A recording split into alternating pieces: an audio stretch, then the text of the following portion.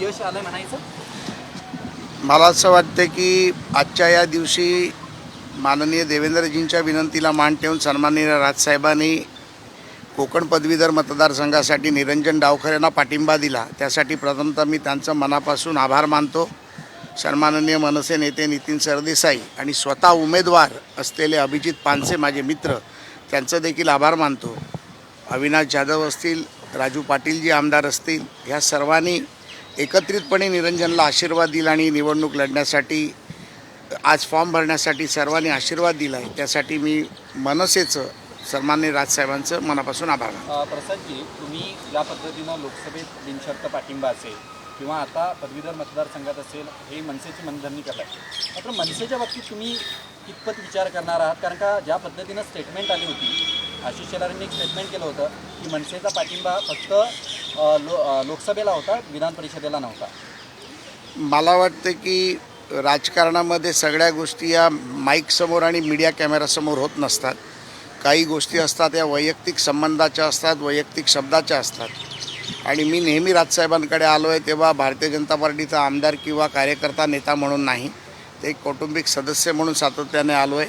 सन्माननीय राजसाहेबांनी प्रत्येक वेळेला आमचा सन्मानच केला, आमच्यावरती प्रेमच केलं. त्यामुळे मला वाटतं की त्याला राजकीय वळण न देता त्यांनी जो पाठिंबा दिला आहे त्यामुळे निरंजन डावखरेंचा विजय आज हा निश्चितपणे होणार आहे याची मला खात्री आहे. आणि मी पुन्हा एकदा सन्माननीय राज ठाकरेंचं, सन्माननीय महाराष्ट्र नवनिर्माण सेनेचं, त्यांच्या नेत्यांचं आणि अभिजित पानसेचं आभार मानतो. ओएसिस फर्टिलिटीच्या तज्ज्ञांनी IVF उपचार पद्धतीद्वारे 1 लाखांहून अधिक जोडप्यांना मातृत्व प्राप्तीचा आनंद दिला आहे.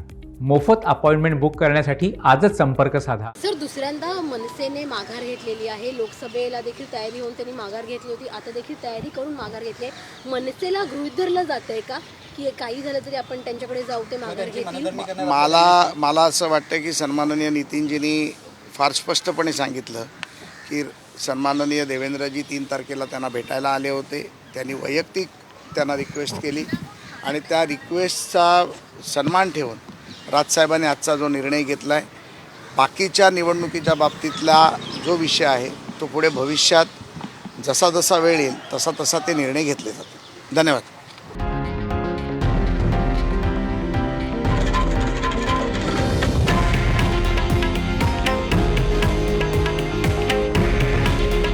हे आहे देशातील नंबर 1 न्यूज नेटवर्क आणि आपण पाहत आहात TV9 मराठी.